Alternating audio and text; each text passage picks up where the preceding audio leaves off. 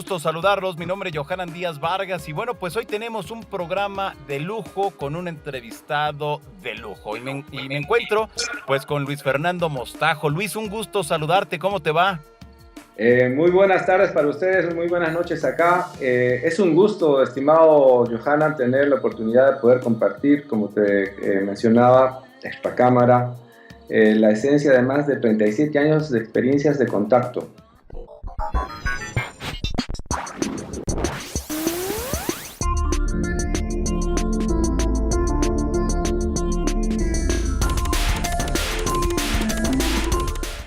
37 años se dice bien rápido y bien sencillo.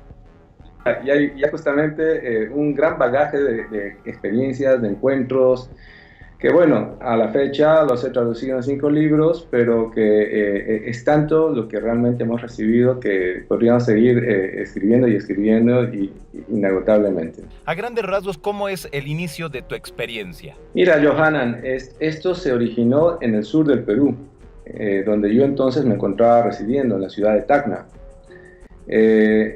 No solamente yo, sino mis círculos familiares y de amistades comenzamos a tener una suerte de sueños, de comunicaciones telepáticas. Mi propia madre participó de ese proceso.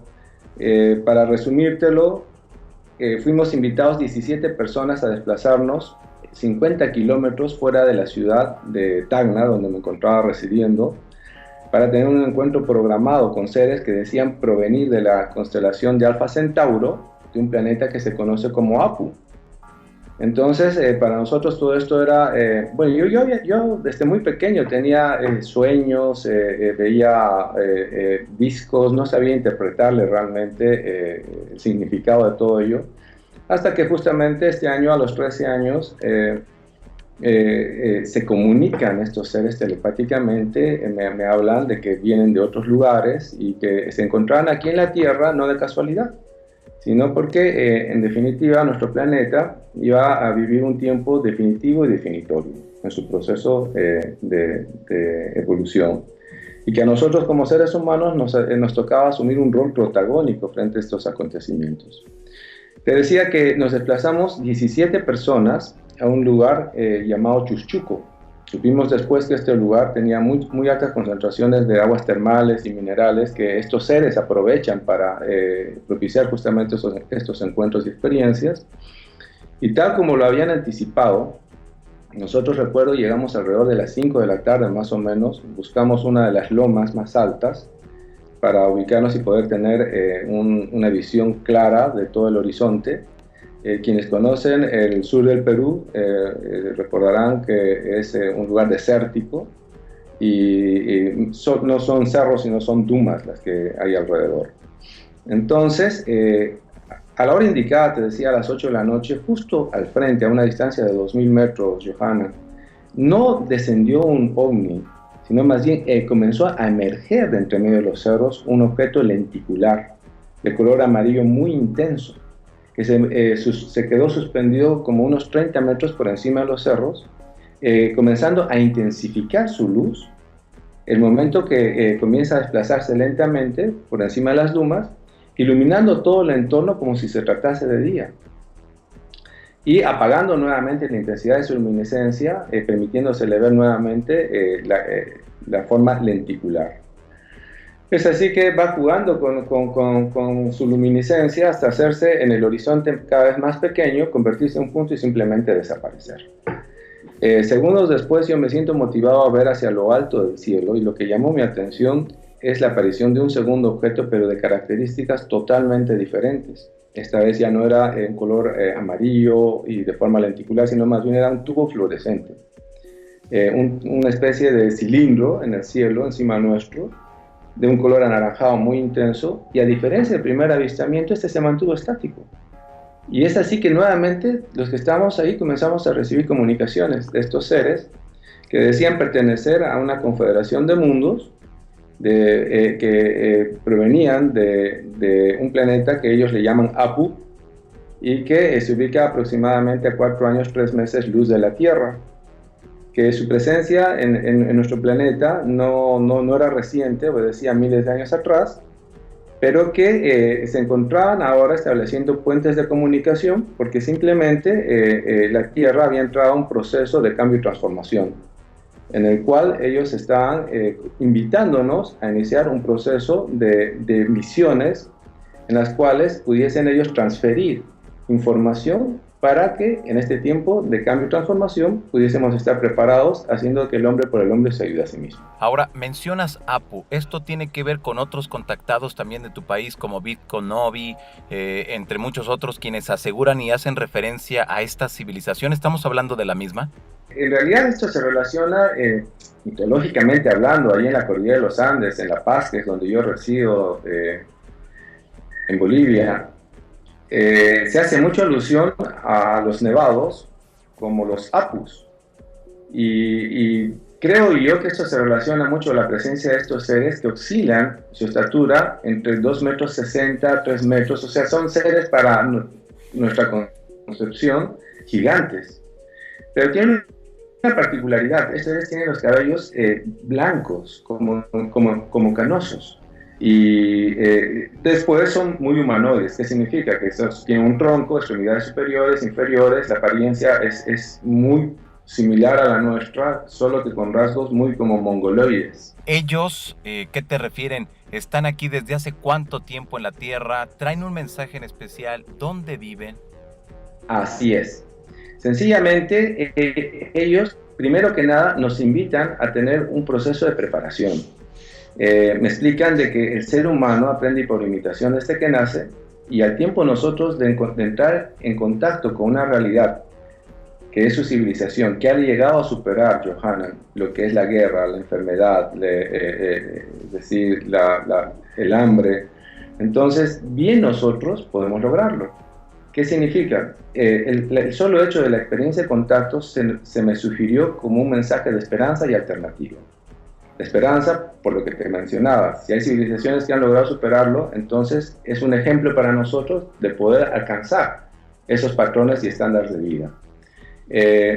Y de alternativa, te decía, porque todo comienza y termina en el ser humano.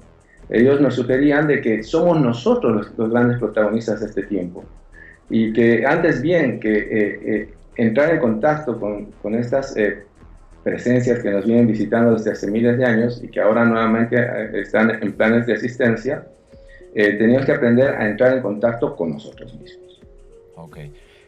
Ellos en la Tierra han creado bases, pero no solo son esta comunidad de seres que vienen de este Apu, sino es un conglomerado, Johanna, que seguramente tú has debido escuchar muchísimo de esto, de mundos que vienen interactuando.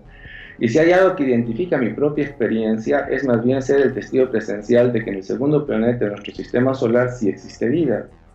En realidad, mi experiencia continúa, pero asistida ya no solo por estos seres de Apu, sino por seres provenientes de la constelación de las Pléyades, y que se asentaron también desde hace miles de años en el segundo planeta de nuestro sistema solar. Y ahí o sea, ellos viven ahí, están ahí muy al pendiente de nosotros, o vienen y están viviendo como nosotros vivimos aquí en nuestro planeta, cada quien en su asunto, y hasta ahí se queda. No, en realidad ellos están cumpliendo acá roles operativos. ¿Qué significa? Que no están de turismo, en pocas palabras. Entonces, de hecho, si fuese de turismo, no es un lugar en el que, digamos, es un destino fijo de todos los mundos confederados. Todo lo contrario, la Tierra es un planeta que se lo está asistiendo desde hace mucho tiempo, diría yo, sistemáticamente y cuidadosamente, porque a buena cuenta somos una suerte de conglomerado de muchas cosas que han pasado en el pasado, que han sucedido en el pasado. Es así, Johanna, que en el transcurso de mi experiencia fui preparado y tuve la oportunidad, primero que nada, de ingresar a una especie de concentración de energía lumínica. Esto se dio en las faldas de la cordillera de los Andes, en los inicios ya de la década de los 80, donde se continuaron mis experiencias, ya no en Perú, sino en Bolivia.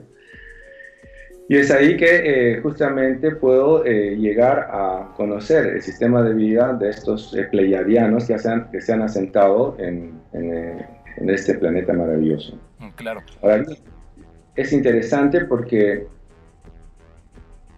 toda esta experiencia ha sido corroborada permanentemente a través de lo que se conocen como los contactos programados. En el correr de mi experiencia de contacto, digamos, tuve la oportunidad de invitar a lo que es Valentín Ubarrok, representante corresponsal de la agencia TASS. Recordarás que en 1990 hubo un acontecimiento muy particular en la ex Unión Soviética. Descendió un ovni en plena ciudad, era la ciudad de Voronezh, en el distrito 33, y descendieron los tripulantes de allí y pues simplemente después de darse una vuelta ante la vista atónita de muchas personas, regresan a su nave y se van. Pero eso dio pie a que la agencia noticiosa TASS pidiese a sus corresponsales a nivel mundial que pudiesen investigar el fenómeno. El entonces acreditado corresponsal de la TASS, Valentín Ubarrok, en Bolivia, me busca y después de un par de reuniones me dice: Luis Fernando, qué interesante esto que tú comentas, pero yo como periodista, ¿de qué manera puedo corroborar que lo que tú dices es verdad? Y es así que se da la oportunidad de establecer un puente de comunicación. Y son ellos, justamente, estos seres de Venus, los que propician un contacto programado el 15 de diciembre en un lugar llamado Las Ánimas, para a las 8 de la noche tener una experiencia de contacto. Nos dicen un grupo de 7 periodistas. Es así que Valentín lleva 6 periodistas más con él, otra persona de Rusia, 5 periodistas bolivianos de distintos medios de comunicación. Y a la hora indicada evoluciona un ovni encima nuestro, que lo logran registrar, filmar y fotografiar. Posteriormente, en 2008, después de haber sido invitado a un congreso en las islas de Hawái por el reconocido investigador Michael Salla, cofundador de lo que es la agrupación Exopolitik, quienes ya conocen de esta agrupación recordarán que Michael Salla es asesor del gobierno de Ronald Reagan y intervino en lo que fueron asuntos externos, sobre todo en el conflicto de los Balcanes, en la ex Yugoslavia. Y es así que él, conmovido realmente por la crisis humanitaria que personalmente logró ver aquí en Europa, funda justamente esta agrupación de Exopolitik para investigar lo que es inteligencias superiores e interactuando ahora en este tiempo en la Tierra. Dentro de ese contexto es que me invitan, conocedores de la experiencia que vengo compartiendo ya desde varios años atrás, para ser parte de un panel de conferencistas en Hawái, y motivados justamente por la información y el material audiovisual que compartimos, ellos toman la decisión de formar un grupo de investigación y análisis y se desplazan a Bolivia. En Bolivia tenemos, esto fue el 2008 justamente, pero 3 meses después de estar en Hawái ya estaban en Bolivia. Entonces, pero no se va solo, se va con un grupo de 12 personas. Y es interesante, yo te invito, Johanna, para que busques, googleando un poco, okay, con Michael Salla, Luis Fernando Mostajo, y vas a ver que en puño y letra él elabora un informe en el cual tú puedes leer que fueron ellos testigos no solo de la aparición de una nave, sino de varios discos que se hicieron presentes a orillas del lago Titicaca, donde nos encontrábamos. Lo interesante de esto es que no es que pasaron las naves, vino una nave que se estacionó encima nuestro y por varios minutos. Y no solo era que se estacionó encima nuestro, sino desde la panza del objeto comenzaron a aparecer luces intermitentes que emanaron una energía que todos la pudieron sentir.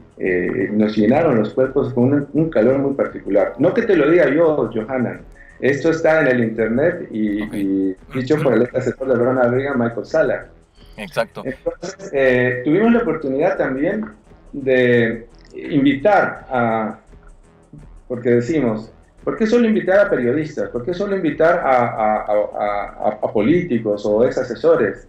¿Por qué no invitar a todo el mundo a que sea parte de este proceso de experiencias de contacto? Y es así que hemos invitado en distintos momentos abiertamente a encuentros programados a orillas del lago Titicaca, en la cual se ha podido evidenciar también con hora, con lugar y fecha la presencia de estos seres. ¿Por qué y para qué? Te preguntarás. ¿Cuál es el propósito? No es que se hace un turismo de avistamientos. Lo que pasa es que la presencia de las naves hace que nosotros nos cuestionemos sobre las posibilidades no solo de vida en el universo, sino tarde o temprano, por correspondencia, sobre la vida en nosotros mismos. Ellos lo que están buscando justamente es incentivar el despertar del colectivo y la conciencia de la humanidad. Y esto solo es posible en la medida en que nosotros despertamos conciencia, pero te preguntarás, a veces cuando se habla de despertar la conciencia parece una palabra muy ambigua. ¿Qué significa, Johanan, despertar de conciencia? Significa saber quiénes somos, de dónde venimos, qué hacemos acá y finalmente hacia dónde vamos. Es el saber reconocernos en nuestra verdadera dimensión, así como humana, divina. El conocer nuestro verdadero potencial y ponerlo no solo a nuestro servicio, sino más importante, al servicio de los demás. Exacto, yo creo que esto que acabas de mencionar, esta última parte es muy destacada y yo creo que eso es lo que debe de quedarnos bien claro para todas las personas que les interesa el tema de los ovnis, sobre todo porque es un mensaje de esperanza, es un mensaje que viene implícito ya en nosotros y que nosotros mismos podemos hacer ese gran cambio que ellos desde hace mucho tiempo pues nos vienen mostrando y nos vienen diciendo cómo tenemos que hacer las cosas, ¿no? Así es, Johanna. Es bien particular todo esto porque efectivamente, como te dije, he tenido en total 6 encuentros con ellos en casi 40 años. Pero cuando te digo 6 encuentros con ellos, no solo me refiero a seres extraterrestres. Por un lado, lo que te comentaba, que lo que hace particular mi experiencia es ser testigo presencial de que existen colonias pleiadianas en el planeta Venus desde hace miles de años. Estas colonias no es que sean diseminado por todas partes, apenas sí me explicaron de que entre estos miles de años ellos no pasan los 6 millones de personas, de habitantes, y que el 65%, fíjate, Johanna, de su población es femenina. Bendito Dios, digo yo. Pero lo interesante de esto es que no deja de llamar la atención que la mitología en la Tierra hace alusión justamente en el inicio de las primeras culturas, por ejemplo aquí en Europa, a las musas venusinas en Grecia, o Venus el planeta del amor. Los incas hablan de ser descendientes de la diosa lucero del amanecer, la orejona. Incluso se ponían rosetones para asemejarse a los seres que los contactaban. Y lo que los diferencia a estos seres de nosotros es justamente que el lóbulo de su oreja es un poco más prominente. Porque justamente cuando tengo esta experiencia excepcional de transportación, era ciencia ficción cuando lo viví ahí a principios de los 80, logro ver a un ser a 3 metros de distancia,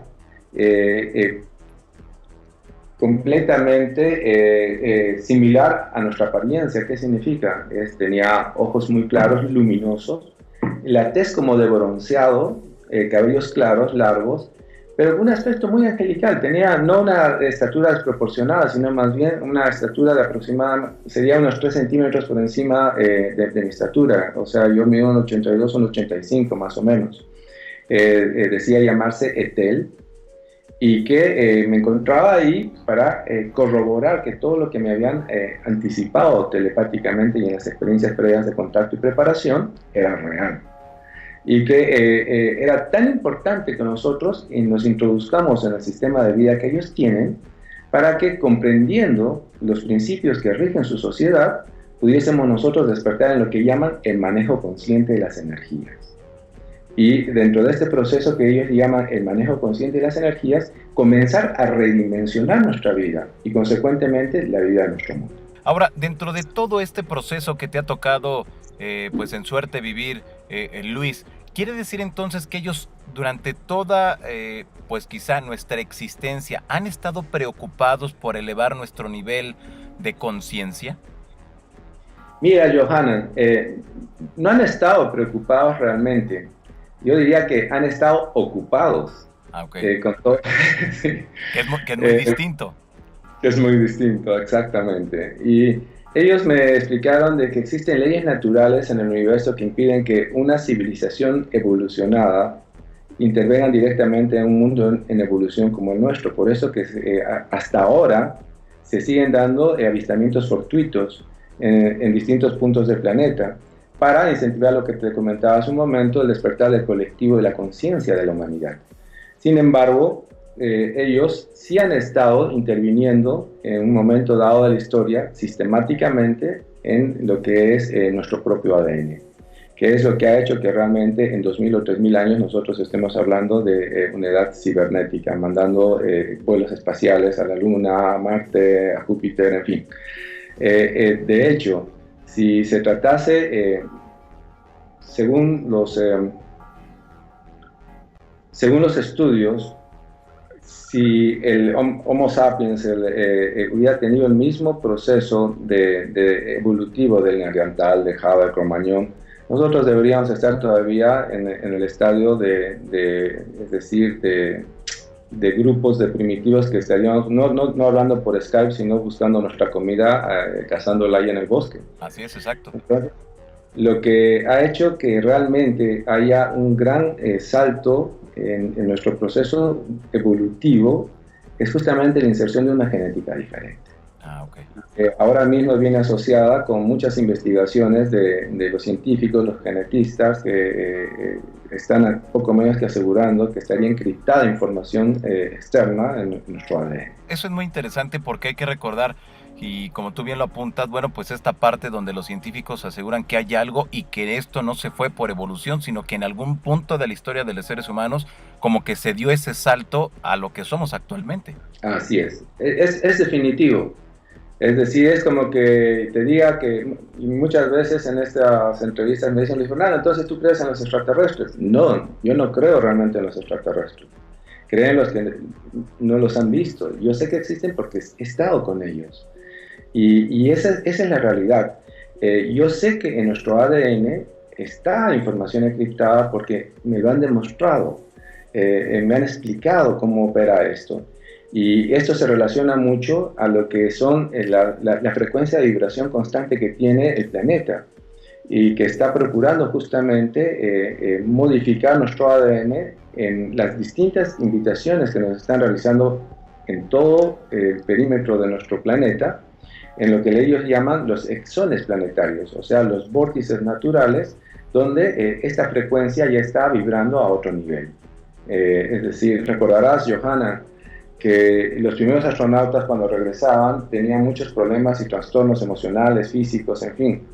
Y que cuando un científico alemán, realmente Schumann, descubre de que la Tierra tiene una frecuencia de vibración constante y el no estar en contacto con esa onda de vibración constante, el ser humano tiende a tener desórdenes físicos, emocionales y en fin. Entonces, es esta onda de vibración la que está determinando con el ingreso de nuevas y más altas energías refinadas a la Tierra, sobre todo el ultravioleta desde la década de los 70 en adelante, la que está justamente liberando, activando esta información en nuestro ADN. Y que también en viajes espaciales se ha demostrado que ante gravedad cero y altas concentraciones de energía geomagnética se produce en el ser humano lo que se conoce como estados alterados. Y estos estados alterados en personas que están en busca de su propio proceso evolutivo se conoce como momentos de lucidez. Entonces, cuando estos seres propician estas experiencias de contacto en distintos lugares y vórtices de energía, lo que buscan es que nosotros lleguemos a esos momentos de lucidez modificando nuestro ADN y liberando esa información que está encriptada no de ahora, sino desde miles de años atrás.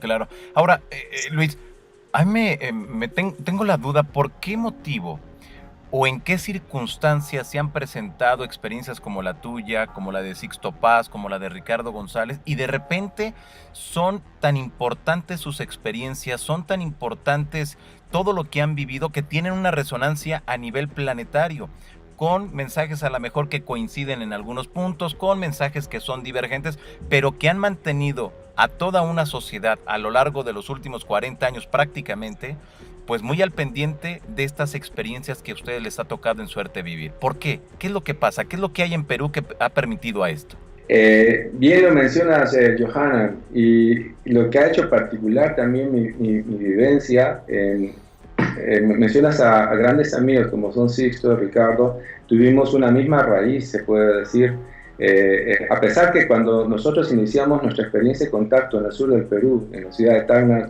desconocíamos lo que acontecía en el centro, porque sencillamente no había ningún contacto ni conexión. Fue un grupo creado por los extraterrestres y ellos nos convocaron y nos informaron y nos enseñaron todo lo que te vengo comentando. El hecho es que en Bolivia, estando yo ya de regreso de esta experiencia maravillosa en Venus, este ser, Etel, me dice de que de regreso se iba a poner en contacto conmigo, Johanna, lo que se conocían como amautas, maestros de la Hermandad Blanca. Ellos me explicaron de que poco antes de la desaparición de una otrora y milenaria civilización conocida como la Atlante, se dio información de esa cultura y otras que antecedieron a nuestra historia en lugares energéticamente naturales, fundando lo que se conoce como retiros interiores. Muchos de ellos quedaron en el plano físico y otros, según lo que me explicaron, fueron ascendidos vibratoriamente en un campo etérico y espiritual del planeta. Me dijeron de que, porque ellos me mostraron unos centros de poder que tienen en su civilización. Por ejemplo, me mostraron las construcciones que tienen. Las construcciones en Venus son cónicas. Es decir, no tienen ningún ángulo. ¿Te acuerdas de los pilas rojas, por ejemplo? Los tipus. Sí, los tipis, ¿no? Los tipis, perdón, correcto.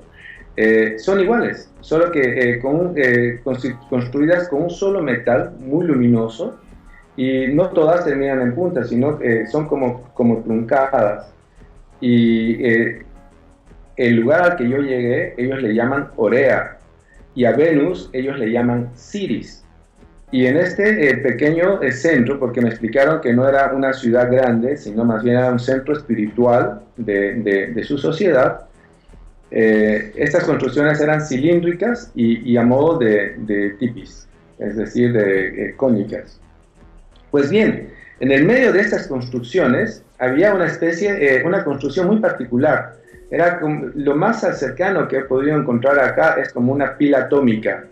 Es de esas circulares que crecen, tienen como una cintura y se abren hacia arriba. Y en la parte superior había una especie de como esfera, como un sol radiante. Ellos me explicaron que en realidad que su sociedad se basa en el manejo consciente de las energías, pero particularmente en la energía solar. Una particularidad, entre comillas, Johanna, haciendo un paréntesis, toda vez que entro en contacto con Etel, lo primero, digo yo, que me llama la atención no solo es el extraterrestre, sino el cielo. El cielo venusino tenía unas ráfagas multicolores muy particulares. Te invito para que puedas ver algunas, no sé, hay muchas conferencias mías cargadas décadas atrás, en las que yo relato lo que me llamó la atención cuando llego a este lugar y veo que el cielo está completamente iluminado con ráfagas de multicolores. Y lo más cercano que yo he podido encontrar en la Tierra a eso que observé en ese cielo maravilloso fue las auroras boreales. Okay. Pues bien, es curioso porque la NASA fotografió por primera vez en otro planeta, en este caso Venus, el año pasado, si no mal no recuerdo, el 11 de marzo del año pasado, un arco iris en Venus. Pero ese arco iris no es como nosotros los conocemos aquí. Le pusieron el nombre de Gloria, porque es una especie de campana que abarca más de 300 kilómetros, ¿no? de radio a la redonda. ¿Qué significa esto? Que nuestra ciencia logra fotografiar el año pasado lo que yo vengo sosteniendo que he observado en ese cielo densamente cubierto por este colchón de nubes, y que te me explicaba de que lo que estaba observando era no otra cosa sino que el ingreso de energía ciliar, ellos le llaman energía ciliar al viento solar, y que esa energía ciliar o viento solar crea una reacción en ese denso colchón de nubes, que efectivamente ese denso colchón de nubes tiene incandescentes temperaturas. Por eso que también nuestros satélites muy poco o nada han podido registrar a la fecha de lo que realmente acontece ahí debajo. Claro. Son así unas ondas rusas, el Venere, si mal no recuerdo, fue la que logró ingresar, y ya es mucho lo que se dice de lo que fotografió y lo que pudo rescatar como datos. ¿Cuánto tiempo duraste allá en este viaje del cual nos estás hablando? Mira, yo estaba aproximadamente el equivalente a unas 8 horas más o menos. Sin embargo, el tiempo es relativo. Entonces, en el tiempo real nuestro estaba apenas unos minutos. Ah, ok. O sea, unos minutos para nosotros aquí en la Tierra y 8 horas, lo que vendría siendo para nosotros igual 8 horas, pero en el planeta Venus. Así es. Y en ese interín a mí me llevaron y me mostraron distintas cosas. Por ejemplo, me enseñaron cómo ellos se alimentan. Ellos tienen una especie de máquina a modo de escáner, por ejemplo, lo más cercano que podemos encontrar, en la cual ponen su mano. Y cuando ellos ponen la mano, simplemente hay una luz que escanea la mano y saca un extracto mineral y vegetal, que ellos lo ingieren. Y lo que ingieren es estrictamente lo que el escáner determina que requiere es su metabolismo para el desarrollo de la actividad del día. Consecuentemente, han anulado lo que es el órgano del desecho. Me mostraron unas planchas, Johanan, en las cuales había muchos símbolos que le llaman ideogramas. Esos ideogramas, me explicaron, es una suerte de idioma universal, muy parecido, es lo que ellos llaman la escritura de la telepatía. Ah, ok. O sea, realmente la telepatía, como todos sabemos, no tiene idioma. Entonces, la telepatía es transmisión de formas de pensamiento a distancia, que al tiempo en que nosotros recibimos estas formas de pensamiento, nuestra mente la interpreta en su propio idioma. Ellos trabajan mucho con lo que son ideogramas, que son símbolos, una especie de escritura de símbolos muy particular, que están plasmadas en unos registros que ellos le conocen como registros akáshicos. Sostienen que nada de lo que acontece en un planeta desaparece, sino que vibratoriamente queda plasmada y grabada en lo que ya sabía, me enteré después, es la franja de Van Allen, que es una franja que contiene toda esta información energéticamente, como una cinta magnética de las que teníamos hace décadas, todo cuanto aconteció acá. Y que esa información está transcrita también en estos símbolos que activan lo que es nuestra supraconsciencia.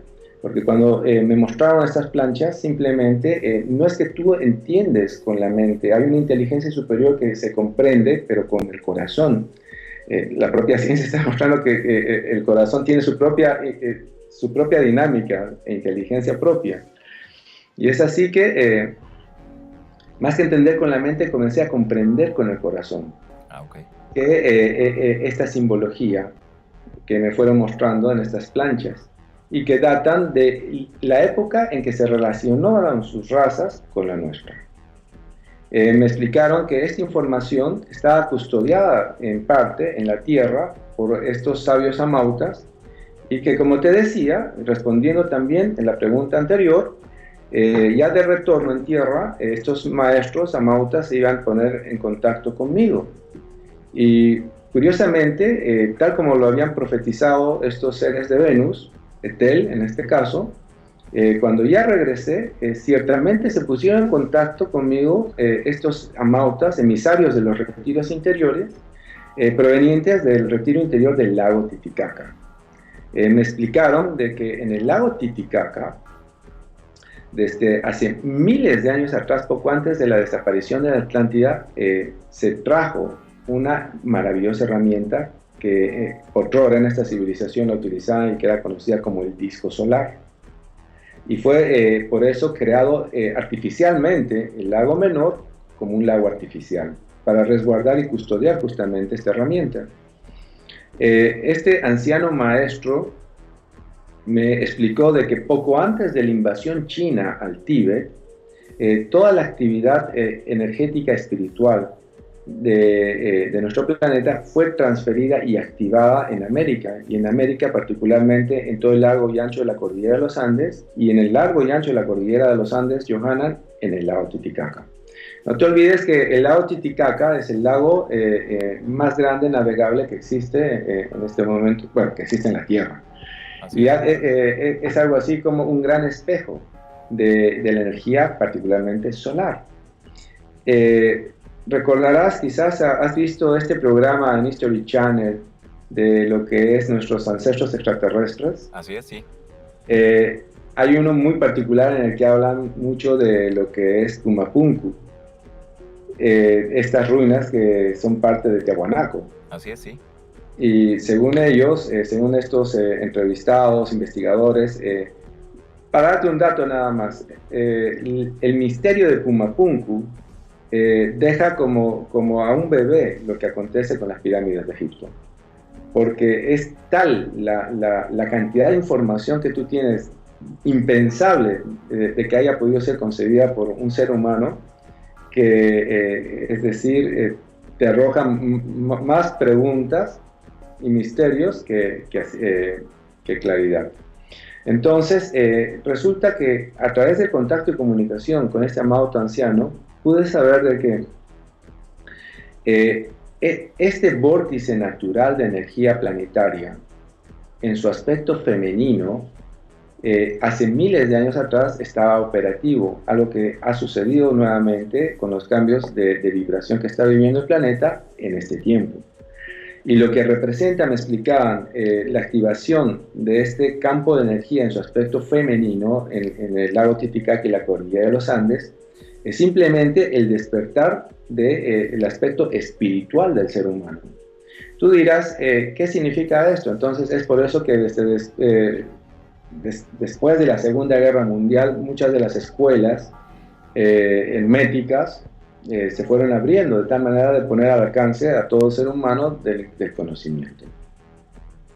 Pero por otro lado, significa de que sobre todo a partir del 2004 en adelante, que es donde se terminó de afianzar esta energía en torno a la cordillera de los Andes y el lago Titicaca, que las clases históricamente postergadas están comenzando a tomar, más bien a acceder a las herramientas de toma de decisiones. Y es por eso que no solo esto está repercutiendo en lo que es el despertar de conciencia de nuestra humanidad, sino también está repercutiendo en nuestro sistema político, social, económico. Luis, para ir cerrando ya esta entrevista, y de verdad yo te quiero agradecer que nos hayas regalado estos minutos para todas las personas que nos siguen aquí a través de las redes sociales. Y bueno, pues, ¿qué te ha dejado toda esta experiencia? ¿Qué te ha dejado todo este cúmulo de conocimientos que llevas ya, como tú bien lo mencionaste al principio, desde hace 37 años? Que la vida, querido Johanan, es cuestión de actitud.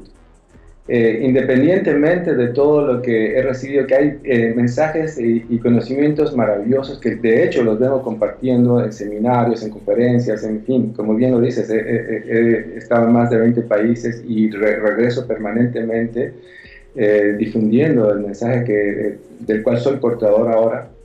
Te decía que más allá de claves mántricas, más allá de conocimientos secretos o ocultos, la vida es cuestión de actitud. ¿Qué significa esto, Johanan?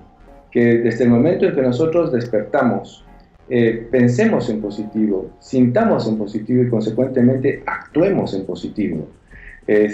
Para eso no necesitamos más que decisión, de actitud. Y con seguridad, si lo logramos en nuestra existencia, vamos a hacer donde fuera que nos encontremos la diferencia. Ahora bien, quizás como tú decías, para ir cerrando esta entrevista, me gustaría compartir lo que el anciano maestro al inicio me dijo. Sí. Resulta que este anciano maestro, toda vez que después me invita al retiro interior, llego debajo del lago Titicaca a conocer este retiro y a evidenciar de que existe esta maravillosa herramienta, es decir, es una historia maravillosa. Soy después invitado a una abadía en la cordillera de los Andes, después de estar en el lago Titicaca, donde estuve 3 días con ellos compartiendo y donde me dieron muchas pautas justamente para este tiempo sobre lo que es el manejo consciente de las energías. Y sobre todo, lo que ellos llaman la reconexión de nuestro tiempo biológico con el tiempo biológico planetario, cambiando lo que es nuestro tiempo lineal con el tiempo de espiral de 4ª dimensión, modificando nuestra estructura atómica por una nueva estructura fotónica, de tal manera de que podamos vibrar en esa frecuencia de luz. Sin embargo, te decía de que el amado anciano maestro, cuando se puso en contacto conmigo, me dice, amado hijo, me encuentro ahora ante ti, porque ha llegado el momento en que os entregue aquella llave que puede abrir el gran portón en la muralla de tu conciencia. Cuando el anciano maestro, de una apariencia muy humana, porque son descendientes en realidad de ellos de esta otrora civilización atlante, me dice eso, yo sentí una gran conmoción realmente.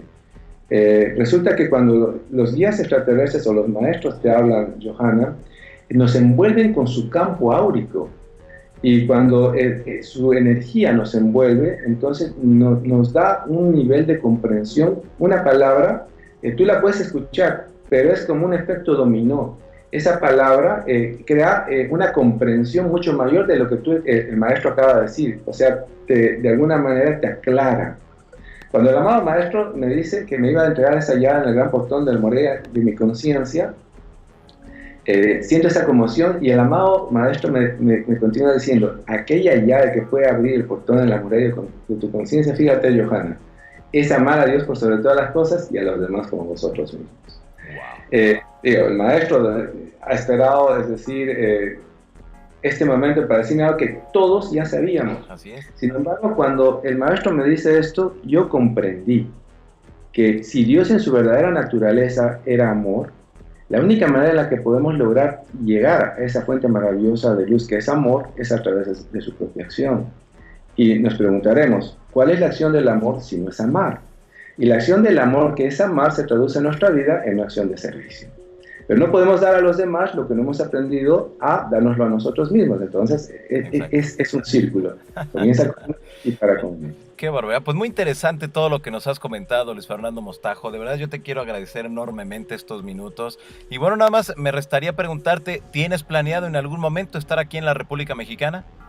Sí, un dato interesante, Johanna, y gracias por la pregunta. Estaremos, Dios mediante, en septiembre en DF, dando también un ciclo de conferencias y seminarios. Después de mucho tiempo, recuerdo que ya hace 10 años atrás estuvimos en México, pero todavía en lo que era Baja California. Sin embargo, ahora se está programando hacer un ciclo de conferencias en el DF. Por otro lado, estimado Johanna, estamos nosotros preparando un encuentro programado en un lugar muy especial. Esto va a ser en Bolivia, en el Nevado Sajama, en el mes de agosto. Y quedas cordialmente invitado desde ya para ser parte de este periplo fantástico de conexión y comunicación con los guías. Repítenos, ¿esto sería qué fecha? Es la tercera semana de agosto. Esto se va a dar, tú sabes, el Sajama está entre los 10 volcanes más altos del planeta. Es el más alto de Bolivia desde ya. Okay. Pero lo que hace particular a este nevado es que, por ejemplo, estuvimos ahí cinco personas en el Sajama el 2012, por convocatoria de la Hermandad Blanca y los guías extraterrestres, es de que, vista satelitalmente, tú observas que el Sajama tiene lo que se conoce como líneas de fuerza. ¿Qué significa? A alguien en algún momento, hace miles de años, se le ocurrió hacer líneas, trazados, que convergen todos en este nevado. Para que tengas una idea, estas líneas de fuerza, o sea, estos dibujos que han hecho en tierra para ser observados desde el cielo, son 20 veces más grandes que las líneas de Nazca. Wow. O sea, se marcó por alguna razón en particular en este lugar tan especial para que en un momento dado sucediese algo, que es lo que realmente vamos a compartir en el mes de agosto, la tercera semana. Ahí, por convocatoria de los días, vamos a estar 3 días en el Sajama, conectando con ellos justamente y compartiendo lo que ellos llaman los contratos programados. Muy interesante, de verdad. Pues muchas gracias por esta invitación, desde luego que sí. De ya te digo que ahí estaremos con ustedes para ver qué es lo que sucede. Y bueno, pues tus redes sociales, ¿dónde la gente puede conectarse contigo? Pueden conectarme por lo que es el Facebook. Lastimosamente mi página web la estamos reestructurando, pero ya va a salir también en el mes de mayo, desde mediados en adelante, y la pueden buscar por mi mismo nombre, Luis Fernando Mostajo. Sino también pueden googlear con mi nombre, y ahí tú sabes, hay muchísima información de conferencias, libros, informes que permanentemente vamos compartiendo. Decirte más bien a ti, expresarte mi agradecimiento, querido Johanan, y todo lo contrario, ojalá sea el inicio de una ventana en la que podamos seguir compartiendo la naturaleza de esta experiencia y, pero sobre todo, lo más importante, el mensaje. Perfecto, muy bien, pues Luis Fernando Mostajo, muchas gracias y estamos en comunicación. Un abrazo desde España ahora.